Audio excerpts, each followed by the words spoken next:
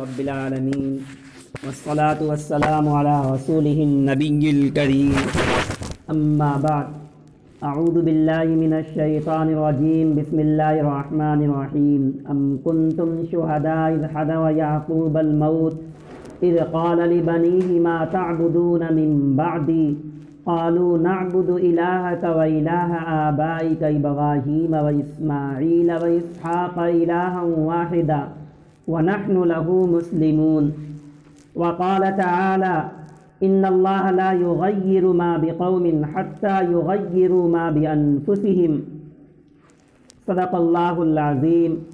معزز حاضرین، انتہائی قابل قدر محترم بزرگوں، اللہ تبارک و تعالی نے ایمان کی جو عظیم نعمت عطا کی ہے، یہ ایسی نعمت ہے کہ کوئی نعمت اس کے ہم پلہ نہیں، کوئی نعمت اس کا برابری نہیں کر سکتا، اس لیے کہ ایمان ہی وہ دولت ہے۔ اگر اس کی حفاظت کی گئی، اگر ایمان کو بچا لیا گیا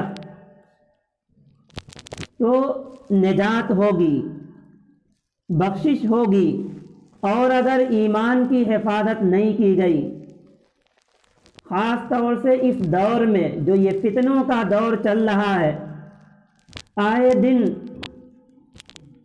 ایسی چیزیں یا ایسی چیزوں سے وابستہ ہوا جاتا جو نہ جاننے کی وجہ سے بہت سی ایسی چیزیں ہیں جو ایمان سے غافل کر دیتی ہیں، ایمان کے تقاضے کے خلاف ہیں۔ اس کی فکر جیسے اپنے ضروری ہے، ایسے ہی اپنے بچوں کے بھی ایمان کی فکر ضروری ہے کہ ہمارے بچے، ہماری نسلیں بھی ایمان کی حفاظت کریں، اس پر قائم رہیں۔ قرآن کریم میں اللہ تعالیٰ نے اپنے جلیل القدر پیغمبر، اپنے جلیل القدر نبی سیدنا یعقوب علیہ السلام کے ایک واقعے کا ذکر کیا کہ جب ان کا آخری وقت تھا، مرض وفات میں تھے، ایسے وقت میں اپنے تمام بیٹوں کو جمع کیے اور جمع کر کے جس چیز کا انہوں نے تاکیدی حکم دیا، جس چیز کی وصیت کی، وہ پوچھا۔ قرآن کریم نے واقعہ نقل کیا، کنتم شہداء اذ حضر یعقوب الموت اذ قال لبنیہ ما تعبدون من بعدی۔ احضار کہا جاتا ہے سکرات موت اور مرض موت کے وقت کی کیفیت کو، اس حالت میں یعقوب علیہ السلام نے اپنے بیٹوں کو جمع کیا اور ان سے کہا، کسی اور چیز کا حکم نہیں دیا، کسی اور چیز کی وصیت نہیں کیے، بلکہ وصیت کس چیز کی؟ اذ قال لبنیہ ما تعبدون من بعدی، جب کہا یعقوب نے اپنے بیٹوں سے، میرے بعد کس چیز کی عبادت کرو گے، میرے بعد کیا کرو گے؟ وہ بھی بیٹے کیسے تھے؟ یوسف علیہ السلام جو خود نبی ہیں، بنیامین، اس طرح کے بیٹے، ان سے یعقوب علیہ السلام نے کہا، میرے بعد کس چیز کی عبادت کرو گے، بتا دو تب مجھے اطمینان ہوگا۔ کہا ان لوگوں نے، نعبد الہک و الہ آبائک ابراہیم و اسماعیل و اسحاق الہا واحدا، ہم آپ کے بعد اپنے جد امجد ابراہیم علیہ السلام، اسماعیل علیہ السلام، اپنے دادا اسحاق علیہ السلام، ان کے معبود کی عبادت کریں گے جو ایک معبود ہے۔ جب یہ یقین ہو گیا، اس کے بعد یعقوب علیہ السلام پھر ان کی وفات ہوئی، تو آخری وقت میں جس چیز کا تاکیدی حکم کیا یعقوب علیہ السلام نے اپنے بیٹوں کو جمع کر کے، وہ توحید تھی، ایمان کے بقا کی فکر تھی، ایمان کی حفاظت تھی۔ بہت ساری چیزیں ایسی ہیں جن کے پائے جانے سے ایمان کے حدود سے نکل جاتا ہے۔ شرک اس قدر بڑا ظلم ہے فرمایا اللہ رب العزت نے الذین آمنوا ولم یلبسوا ایمانہم بظلم اولئک لہم الامن وہم مہتدون، کہ جو لوگ ایمان لائے اور اپنے ایمان کے ساتھ ولم یلبسوا ایمانہم، کسی اور چیز کو نہیں ملائے اور اپنے ایمان کے ساتھ ظلم کو نہیں ملائے، اولئک لہم الامن، یہی لوگ ہیں جنہیں امن ملے گا، وہم مہتدون، یہی لوگ سیدھے راہ پر ہیں۔ صحابہ کرام رضوان اللہ علیہم اجمعین نے نبی کریم صلی اللہ علیہ وسلم سے اس آیت کے متعلق سوال کیا کہ اے اللہ کے رسول صلی اللہ علیہ وسلم، کون ایسا شخص ہے جو اپنے ایمان کے ساتھ کچھ ظلم نہ ملایا ہو؟ کچھ نہ کچھ ظلم ہر ایک سے ہو جاتا ہے۔ تو آپ صلی اللہ علیہ وسلم نے سورہ لقمان کی آیت پڑھی، ان الشرک لظلم عظیم، بڑا شرک، یہ شرک بڑا ظلم ہے۔ تو سب سے بڑا ظلم جسے ظلم عظیم کہا جاتا ہے وہ شرک ہے۔ آپ صلی اللہ علیہ وسلم اپنے مرض وفات میں آپ نے بھی نصیحت کی کہ میرے بعد لا تتخذوا قبور انبیاءہم مساجدا، کہ میری وفات کے بعد میری قبروں کو سجدہ گاہ نہ بنانا۔ یہ ایسی چیز ہے جو ایمان جس سے سلب ہو جاتا ہے، یہ شرکیہ افعال ہیں۔ تو سب سے پہلی چیز جس کی حفاظت ضروری ہے وہ ایمان ہے۔ ایمان کی حفاظت جیسے اپنے ضروری، ایسے اپنے اولاد کے بھی ایمان کی حفاظت ضروری ہے، اور خود اپنے اندر تبدیلی لانا ہے، اپنے نیکیوں پر جمانا ہے، اعمال صالحہ خود اپنے کرنا ہے۔ جب تک ہم اپنے اندر تبدیلی نہیں لائیں گے، حالات ایسے ہی رہیں گے، حالات میں کوئی تبدیلی نہیں ہوگی۔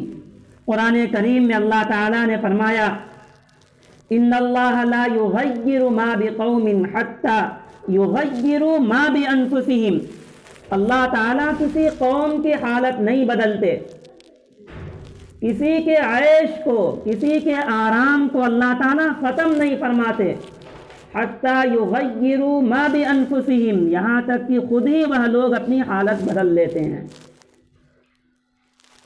لوگ سورہ نور میں اللہ تعالیٰ نے وعدہ کیا ہے،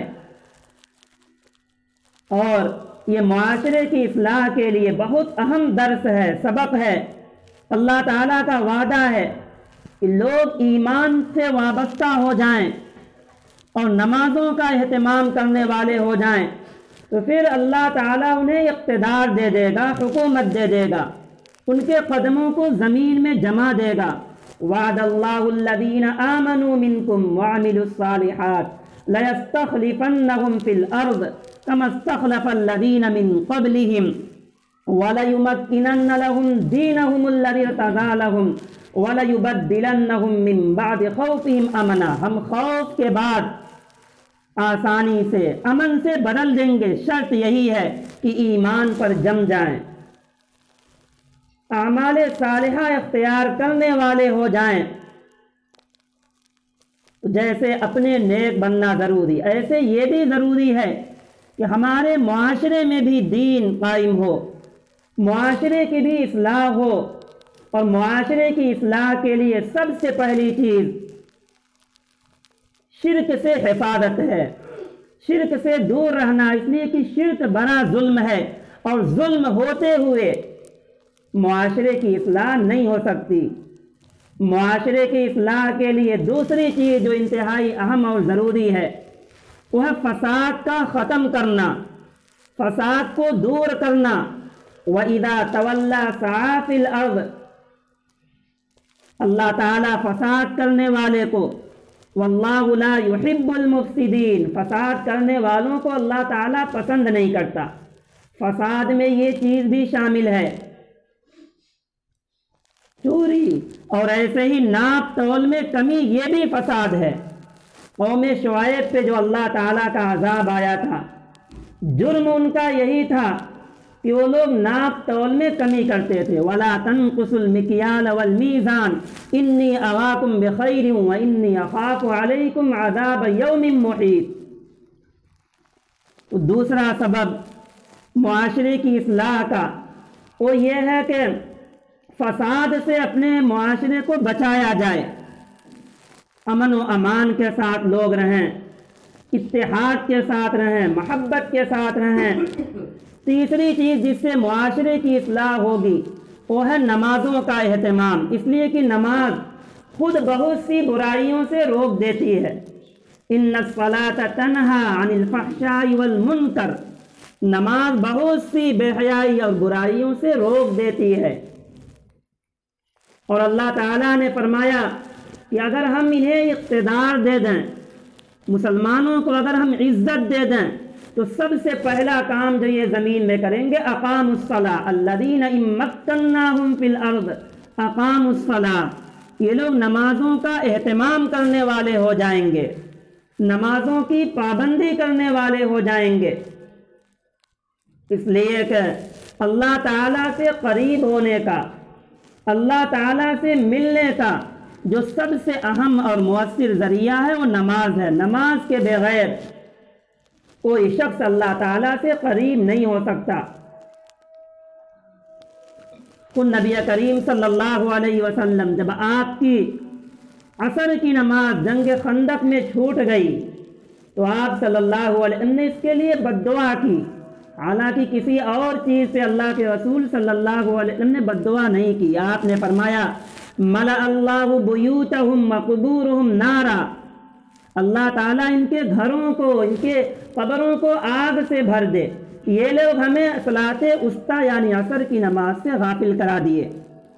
چوتھی چیز جس سے معاشرے کی اصلاح ہو وہ ہے دین کے اوپر جم جانا, چاہے جیسے بھی حالات ہوں. خاص طور سے نئے لوگوں کا دین کے اوپر جم جانا, جوانوں کا دین پر جم جانا, چاہے جیسے بھی حالات ہوں. ان الذین قالوا ربنا اللہ ثم استقاموا تتنزل علیہم الملائکہ, جو لوگ دین پر جم جاتے ہیں چاہے جیسے بھی حالات آئیں تو پھر اللہ تعالیٰ کا ان سے وعدہ ہے تتنزل علیہم الملائکہ, ملائکہ ان کے اوپر اترتے ہیں اور وہ کہتے ہیں اللہ تخافوا ولا تحزنوا, کوئی خوف نہ کرو, غمگین نہ ہو. وابشروا بالجنہ, تمہیں جنت کی بشارت ہو. تو ہر حالات میں اپنے دین کے اوپر جم جانا, بچوں کو بھی دین کے اوپر لگا دینا.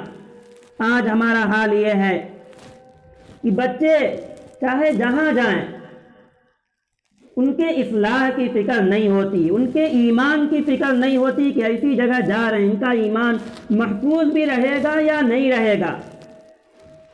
نبی کریم صلی اللہ علیہ وسلم نے فرمایا الا کلکم راع وکلکم مسئول عن رعیتہ, تم میں سے ہر ایک آدمی ذمہ دار ہے اور ہر ایک سے اس کے ماتحتوں کے بارے میں پوچھا جائے گا. گھر کا جو ذمہ دار ہے سربراہ والد, اس سے اس کے ماتحتوں کے بارے میں پوچھا جائے گا کہ یہ بچے دین پر نہیں آئے, خراب ہوئے, اپنے ایمان کی یہ حفاظت نہیں کی, آپ نے ان کی کتنی فکر کی. جس طرح سے یعقوب علیہ السلام اپنے آخری وقت میں اپنے بیٹوں کی فکر کیے, کیا وہ فکر ہمارے اندر ہے یا نہیں؟ ہم اپنے بچوں کی اس طرح فکر کرتے یا نہیں؟ آج لڑکے جاتے ہیں اسکول میں, تعلیم جتنا ہو تعلیم بچوں کو دلایا جائے, اعلیٰ سے اعلیٰ تعلیم, لیکن دین پر باقی رکھ کر کے دین کی تربیت, دین کی باتیں انہیں بتائی جائیں, ایسا ایمان میں انہیں گہرا اور پختہ کر دیا جائے کہ لاکھ آندھیاں چلیں, لاکھ لوگ بہکائیں انہیں, لیکن وہ دین سے ہٹنے کے لیے 1 انچ بھی تیار نہ ہو. بچے اسکول جاتے اور وہاں جا کر کے بہت سی چیزیں ایسے, کبھی ہاتھ جوڑ کے کھڑا ہو جانا, یا آج کل وہ چل رہا ہے سوریہ نمسکار, یہ سب چیزیں کہنا, کفریہ افعال اس کا ارتکاب کرنا, یہ چیزیں کہنا, یہ ایسی چیز ہے جو ان کے ایمان کو ختم کر دے گی. جو ان کے ایمان کو سلب کر دے گی، ایمان چھن جائے گا اور ایمان نہیں رہا تو پھر آخرت ہمارے ہاتھ سے چلی جائے گی، آخرت میں کامیابی نہیں مل سکتی، ایمان کی بنیاد پر کامیابی ملے گی۔ کس قدر گہرا واسطہ ہے نوح علیہ السلام ان کا بیٹا کنعان، بیٹے اور باپ کا رشتہ ہے، کیسا گہرا رشتہ ہوتا ہے، لیکن بیٹا ایمان نہیں لایا، ڈوب رہا تھا۔ نوح علیہ السلام نے کہا یا بنی ارکم معنا ولا تکن مع الکافرین، اے میرے بیٹے سوار ہو جاؤ، کافروں کے ساتھ مت ہو۔ اس نے کہا سآوی الی جبل یعصمنی من الماء، ہم پہاڑ کا ٹھکانہ پکڑ لیں گے، پہاڑ ہمیں بچا دے گا۔ فرمایا نوح علیہ السلام نے لا عاصم اليوم من امر اللہ، اللہ کے حکم سے آج کوئی نہیں بچے گا، بس وہی بچیں گے جو کشتی میں سوار ہوں۔ نہیں سوار ہوا، موج آئی اور اس موج دونوں کے بیچ میں حائل ہوئی، وحال بینہما الموج فکان من المغرقین، وہ ڈوبنے والوں میں سے ہو گیا۔ نوح علیہ السلام نے استغفار کیا، اللہ تعالیٰ نے فرمایا اے نوح دوبارہ استغفار نہ کرنا، آپ کا بیٹا انہو لیس من اہلک، وہ آپ کے گھر والوں میں سے نہیں ہے۔ تو اگر بیٹا ایمان نہیں اس کے اندر تو ہمارے گھر والوں میں سے نہیں ہے، وہ ہمارا اہل نہیں۔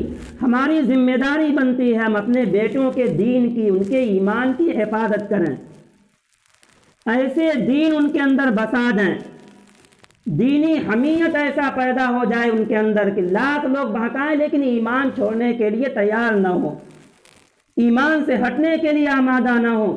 اللہ تعالیٰ نے فرمایا انہو لیس من اہلک، آپ کا بیٹا آپ کے گھر والوں میں سے نہیں ہے۔